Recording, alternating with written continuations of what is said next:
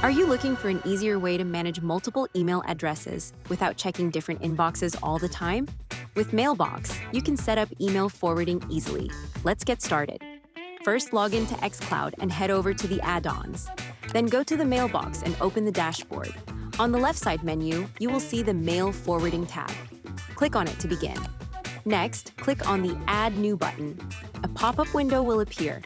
From the drop-down menu, choose the email account you want to forward from. In the next field, type the destination address where you want to receive or forward your messages. If you want to keep a local copy of all forwarded emails, put a check in the box. Finally, click on the Save Forwarding button to complete the process. The mail forwarding address has been added to your dashboard. If you want to edit or delete a forwarding address, click on the three-dot icon next to it and adjust according to your preferences. Now, let us quickly check if it is working. Send a test email to the email address you set up for forwarding, and you should see the test message appear there. And that's it. Now you can handle multiple accounts more efficiently. Thanks for watching. If you enjoyed this tutorial, give us a thumbs up, and don't forget to like, share, and subscribe for more tutorials and tips.